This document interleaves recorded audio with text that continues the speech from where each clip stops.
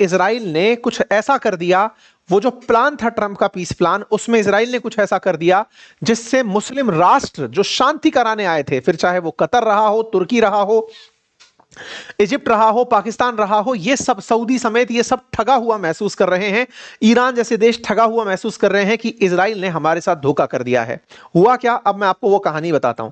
असल मायने में आज से 4 दिन पहले आईडीएफ यानी इजरायली डिफेंस फोर्सेस के जो चीफ हैं, जिनका नाम है जमीर, वो बॉर्डर की दर्शन करने पहुंचे थे। बॉर्डर का दर्शन मतलब हुआ कि गाजा और इजराइल के बीच में कुछ लाइंस खींची गई थी, yellow line, red line, green line, इस तरह की कुछ लाइंस थी जिनके बारे में हमने पहले भी बताया था पीस प्लान के अंदर।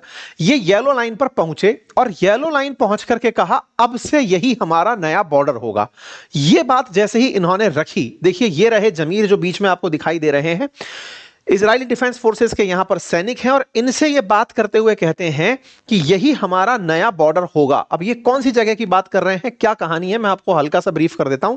आप इधर देखें, गाजा के लिए जैसा कहा गया था कि ये टेरर फ्री हो जाएगा सारी तरह से, एक प्लान दिया गया था गाजा के लिए, जिसमें गाजा, ये जो पूरा गाजा हुआ करता था, इसमें एक तरफ यहां तो आबादी रहती है, इस आबादी के बाद में ये वाली जो लाइन आप वॉयलेट लाइन देख रहे हैं, इसको इजरायली मिलिट्री की करंट पोजीशन बताया गया था कि इजरायली मिलिट्री यहां तक है, वो पीछे हटेगी। कहां तक हटेगी, येलो लाइन तक हटेगी। येलो लाइन एक तरह से समझिए गाजा का आधा हिस्सा है।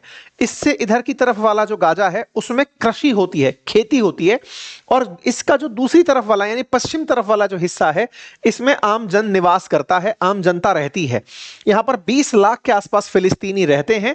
और ये वाला जो रेड लाइन आप देख रहे हैं, इस पर इंटरनेशनल स्टेबिलिटी फोर्सेस, जो कि ट्रंप के नेतृत्व में बनना प्रस्तावित था, उसे यहां पर अपॉइंट करने का डिसीजन लिया गया है। यह उस 20 सूत्रीय प्लान में बनाया गया था। कहा गया था जैसे ही पीस प्लान एग्जीक्यूट होगा, पीस प्लान एग्जीक्यूट होकर के यहां पर जो बंधक हैं उन्हें लौटाया जाएगा। इजरायली डिफेंस फोर्सेस यहां से हटकर यहां खड़ी होंगी। Israeli defence forces yellow line पर आकर खड़ी हो गई।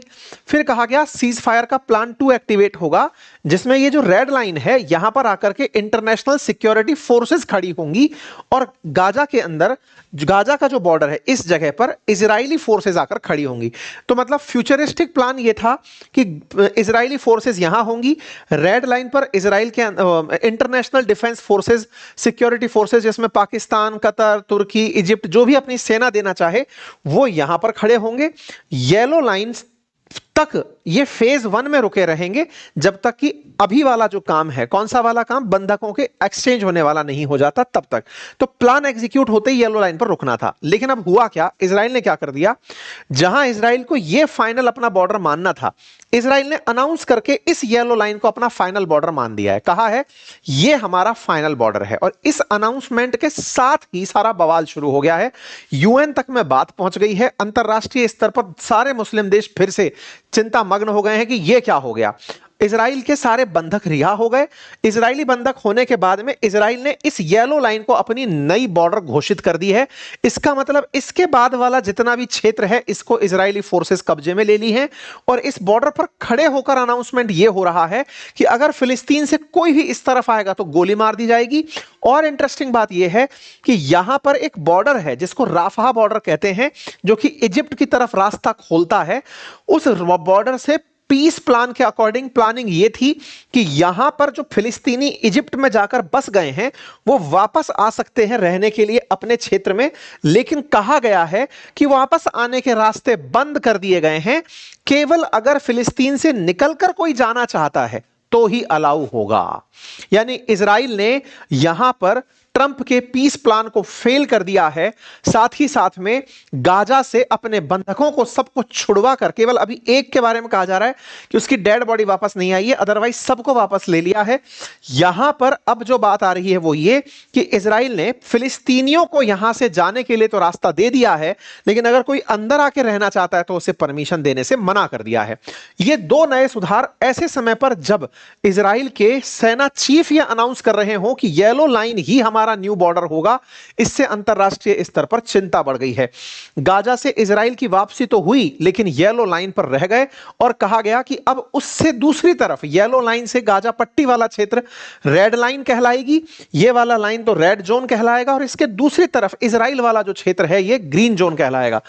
आपको मैं तस्वीरों से दिखाऊं तो आप समझ पाएंगे कि यहां पर येलो और ग्रीन की कहानी कुछ इस तरह से रटी गई है कि इसका एक क्षेत्र जिसमें गाजा के अंदर गाजा के लगभग 20 लाख लोग रहते हैं, उस 20 लाख लोगों वाले क्षेत्र को गाजा में एक साथ कंस्ट्रेन कर दिया जाएगा, और जो खाली जगह थी गाजा से इजराइल के बीच की जो क्षेत्र थे जहां कृषि संभव थी, उसे अब इजरायली फोर्सेज ने कब्जे में ले लिया है। ऐसे में बड़ा सवाल यह बनता है कि हमास की तरफ से प्रतिक्रिया क्या है। देखिए, प्रतिक्रिया तो छोड़िए, इजरायली डिफेंस फोर्सेस हर दिन एक अपडेट डालते हैं और वो ये बताते हैं कि हमास अभी भी सीज फायर का वायलेशन कर रहा है। ये हर दिन का अपडेट है। 30 नवंबर का अपडेट आप देख लें, हर बार 4 दिसंबर का सीज फायर वायलेशन, 7 दिसंबर का, हर बार का डिफेंस फोर्सेस के द्वारा एक ट्वीट आता है कि हमास अभी भी सीज फायर वायलेशन कर रहा है। मतलब उनका उद्देश्य अभी यह बताने पर है कि हमास ने अभी भी अपनी हरकतें बंद नहीं की हैं।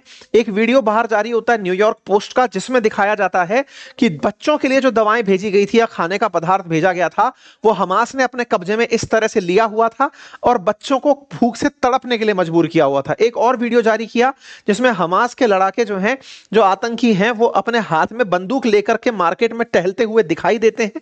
इसको इजरायली डिफेंस फोर्सेस ने पब्लिक करके कहा कि ये उनका मेन बाजार है और उसमें अभी भी हमास खुलेआम घूम रहा है बिना आर्म्स को सरेंडर किए।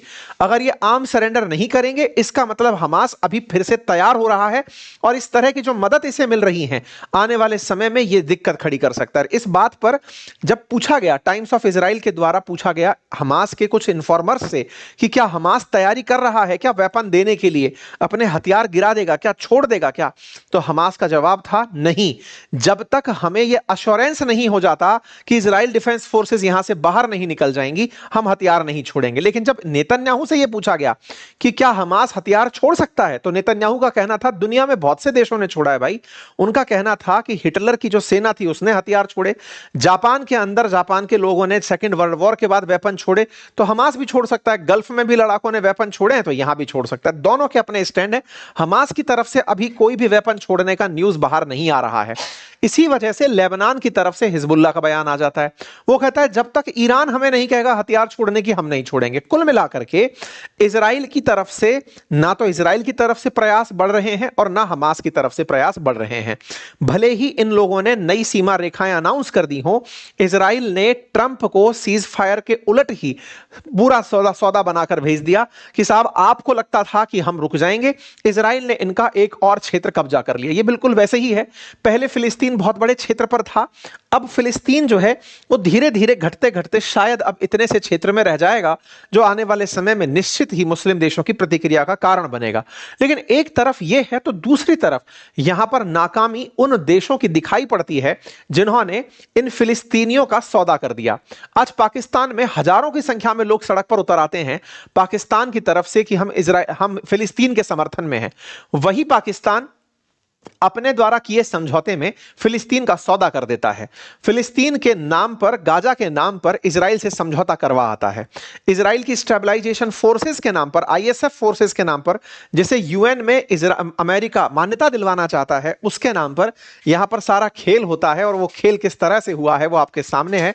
आज सारे के सारे मुस्लिम देश अपने आप को अपनी जनता के सामने पता नहीं कैसे प्रेजेंट कर रहे होंगे, क्योंकि इजराइल ने वही किया जो उसे करना था, लेकिन जो असली धोखा किया वो मुस्लिमों के नाम पर राजनीति करने वाले मुस्लिम देशों ने गाजा के लोगों के साथ किया। जहां दुनिया में अपने देशों के लोगों को यह दिखाया कि देखो हम इनके हमदर्द हैं, वहीं दूसरी ओर इन्हें इस तरह से हाफ साइडेड छोड़ दिया। दुनिया को तो पता था, इजराइल ने सबको खुलेआम कहा हुआ था कि गाजा में अब कोई नहीं बचेगा। ट्रंप तो पहले ही यहां पर नई सिटी का प्लान दे चुके थे। मैंने आपको बहुत पहले कहा था कि यह ट्रंप का और नेतन्याहू का एक मिश्रित प्लान है जिसमें यह गाजा को पूरी तरह कैप्चर करेंगे, यहां से सबको निकाल देंगे। अब उसी तरफ चीजें बढ़ रही हैं। लेकिन पाकिस्तान और पाकिस्तान प्रेमियों को यह समझ में आ जाना चाहिए कि मुसलमानों के नाम पर राजनीति करने वाला पाकिस्तान गाजा का सौदा करके आया और इस तरह से इन भ्रष्टाचारियों ने उन लोगों के साथ में इमोशनल ब्लैकमेल किया जो खुद पाकिस्तान में रहकर पाकिस्तान सरकार पर विश्वास करते थे। खैर, फिलहाल के लिए गाजा आप देख लीजिए इतना बचा है। बाकी जो क्षेत्र हैं उस बाकी क्षेत्र पर अब नेतन्याहू का यानी इजराइल का कब्जा है। राफा बॉर्डर वन साइडेड हो गया है। इस पर प्रतिक्रिया यूएन की भी आ चुकी है। मुस्लिम वर्ल्ड्स भी खूब चिल्ला रहे हैं कि साहब हमारा कुछ तो करो, ये इजराइल वाले नहीं मान रहे। इजराइल बहुत क्लियर था। कतर की तरफ से भी स्टैंड आया है कि साहब ये क्या हो रहा है। इन्होंने कहा है कि वन साइडेड रास्ता खुला रहेगा। ये तो नहीं होना चाहिए था। खैर जो भी है, कुल मिलाकर के अपडेट सिर्फ इतना है कि इजराइल को अपनी इन हरकतों की वजह से हो सकता है हमास की कुछ फिर से प्रतिक्रिया देखने को मिले।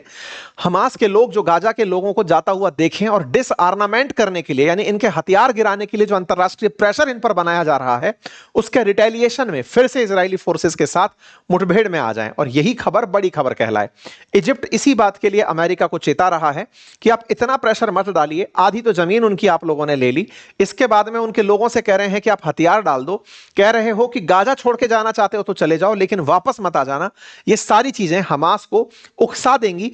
उनको विश्वास बहाली के लिए जरूरी है कि उनका पूरा क्षेत्र उन्हें वापस दिया जाए, एटलीस्ट जो गाजा इनका था वो तो वापस दिया जाए। ये बात सभी ने, इजिप्ट ने, तुर्की ने, कतर ने, सबने ट्रंप को बोला है कि ट्रंप महोदय आपका पीस प्लान काम नहीं कर रहा। तो ट्रंप क्या कर रहे हैं?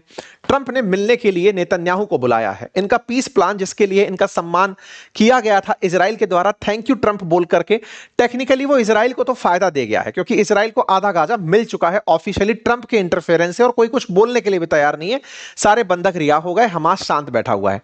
लेकिन इसके बावजूद चूंकि ये फिर से चीख पो मचाएंगे, ऐसे में नेतन्याहू को बुलाया गया। 29 दिसंबर को नेतन्याहू ट्रंप से मिलने अमेरिका जा रहे हैं। वहां जाकर के इन लोगों के बीच जो भी बातचीत होंगी वो निश्चित ही फिर से इनसे कहा जाएगा कि देखो मिलके काम करो, सबके साथ काम करना। ये इनकी संभवतः 5वीं मुलाकात ट्रंप से होने वाली है।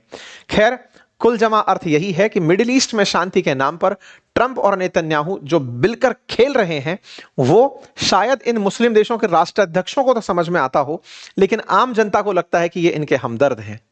बाकी आप जैसा ठीक समझें। फिलहाल के लिए इतना ही। चैनल पर नए हैं तो सब्सक्राइब करें। आप क्या सोचते हैं अपनी राय कमेंट बॉक्स में जरूर रखें। और एसएससी के विद्यार्थियों के लिए हमारी एक ऑल इन वन किताब आई है, बहुत ही खूबसूरत किताब है, सारे अप टू डेट सब्जेक्ट्स उसके साथ डाले हुए हैं, बहुत ही नॉमिनल प्राइसेस में है, अपनी पाठशाला ऐप से उपलब्ध है। आप इसे ऑर्डर कर सकते हैं, बहुत ही सीमित समय में आप तक ये पहुंच जाएगी। हमारे कोर्सेज जो हमारे जीएस फाउंडेशन के हैं, स्टेट पीसीएस और यूपीएससी के, आप उन्हें हमारे एप्लीकेशन से एक्सेस कर सकते हैं। और भी किताबें हैं, आप उन्हें अवश्य चेक करें। Thank you so much.